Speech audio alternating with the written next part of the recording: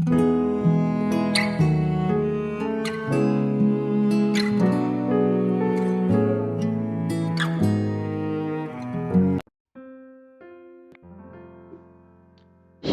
salam saudaraku dimanapun Anda berada. Saya menyapa saudara yang ada di Indonesia dari Sabang sampai Merauke, dan saudaraku yang ada di Malaysia. Senang berjumpa kembali, menjumpai saudara semua. Saya percaya kita semua tetap dalam kasih dan perlindungan Tuhan kita, Yesus Kristus. Haleluya. Selamat datang di channel Pokok Anggur bersama saya, Yosia Krispianto. Mari saudaraku, sebelum kita bersama-sama untuk merenungkan firman Tuhan, mari terlebih dahulu kita akan berdoa. Bapa di surga, Bapa yang baik, Bapa di dalam nama Tuhan Yesus, kami bersyukur buat segala kebaikan-Mu hari ini ya Tuhan. Terima kasih buat semua penyertaan-Mu bagi kami hari ini, dan kami rindu saat ini untuk merenungkan semua firman Tuhan. Ajar kami ya Tuhan, untuk mengerti dan memahami segala kehendak Tuhan bagi kami saat ini. Mari ya Tuhan, buka rahasia firman-Mu saat ini, dan terangi hati kami dengan firman Tuhan. Terima kasih Tuhan, ini doa kami. Di dalam nama Tuhan Yesus Kristus kami berdoa. Amin. Puji Tuhan saudara.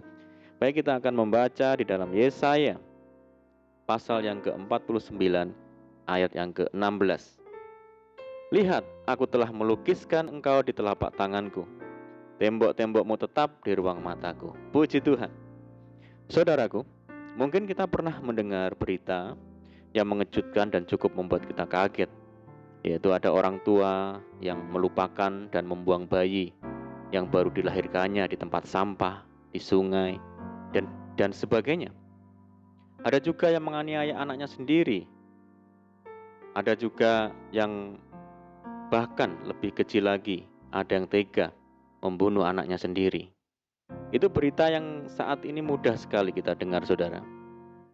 Itulah realita hidup di dunia ini, di mana dunia sudah kehilangan kasih. Sampai kapanpun kita tidak bisa menemukan kasih sejati di dunia ini, saudara. Karena kasih manusia itu sangat terbatas dan seringkali disertai dengan berbagai macam motif yang menguntungkan diri sendiri. Lebih-lebih di masa sekarang ini jelas terlihat bahwa kasih kebanyakan orang sudah menjadi dingin. Sehingga kita melihat banyak orang yang mengalami luka batin karena mengalami krisis kasih, yaitu ditolak, disakiti, ditelantarkan, dikhianati, dan sebagainya. Sehingga mereka pun berkata, tidak ada yang mengasihi aku lagi, tidak ada yang mempedulikanku lagi. Apa gunanya hidup kalau begini, dan sebagainya, saudara. Saudara, sekalipun manusia dan orang-orang yang kita kasihi meninggalkan kita dan tidak lagi mengasihi kita, namun ada satu pribadi yang mengasihi kita secara luar biasa, yang kasihnya tidak pernah berubah, yang kasihnya sepanjang masa, yaitu Tuhan Yesus. Alkitab menyatakan, dapatkah seorang perempuan melupakan bayinya, sehingga ia tidak menyayangi anak dari kandungannya? Sekalipun dia melupakannya, aku tidak akan melupakan engkau. Hal ini mengandung arti bahwa manusia bisa melupakan. Bahkan seorang ibu pun bisa melupakan bayinya, saudara. Tetapi Yesus menegaskan bahwa dia tidak akan melupakan kita. Bahkan Tuhan berkata, aku sekali-kali tidak akan membiarkan engkau, dan aku sekali-kali tidak akan meninggalkan engkau. Dan yang luar biasa adalah karena kasih-Nya yang begitu besar kepada kita, dilukiskannya kita di telapak tangannya, saudara. Sehingga dia selalu ingat kepada kita. Artinya bahwa setiap hari Tuhan selalu mengingat kita. Atau bisa dikatakan bahwa kita berada di dalam ingatan Tuhan setiap waktu. Luar biasa kasih Tuhan, saudara. Saudaraku, hidup di tengah-tengah dunia ini yang penuh dengan goncangan, ketidakadilan, dan pengkhianatan ini jangan membuat kita menjadi lemah, saudara. Tapi biarlah kasih Tuhan terus memenuhi hati kita. Mari kita sadar bahwa hidup dalam dunia setiap kita pasti menghadapi permasalahan. Tetapi kita percaya bahwa Tuhan tidak akan membiarkan kita dan meninggalkan kita bergumul sendirian, saudara. Ia pasti menyediakan jalan keluar terbaik dan selalu tepat pada waktunya. Saudaraku, inilah karakteristik kasih Tuhan kepada kita, umatnya. Yang pertama adalah kasih Tuhan tidak berubah. Artinya kasih Tuhan mengalir terus-menerus, tiada berhenti sampai selama-lamanya. Firman-Nya berkata, sebab kasih-Nya hebat atas kita. dan kesetiaan Tuhan untuk selama-lamanya. Haleluya. Kasih manusia bersifat sementara, saudara, mudah sekali berubah, sangat bergantung pada situasi dan kondisi. Tetapi kasih Tuhan tidak dapat dipengaruhi oleh apapun. Bahkan kita tidak dapat mempengaruhi kasih Tuhan dengan perbuatan-perbuatan baik kita. Tuhan mengasihi kita sebelum ada perbuatan baik yang kita lakukan bagi Tuhan, saudara. Dan yang kedua, saudara, artinya adalah sempurna. Kasih Tuhan sempurna. Artinya Tuhan itu sepenuhnya benar-benar lengkap dan utuh. Karena itu jangan sekali-kali kita mengukur besarnya kasih Tuhan dengan keadaan yang kita alami saat ini. Namun marilah kita ingat dan renungkan pengorbanan Kristus di atas kayu salib. Salib adalah bukti nyata betapa sempurnanya kasih Tuhan kepada kita.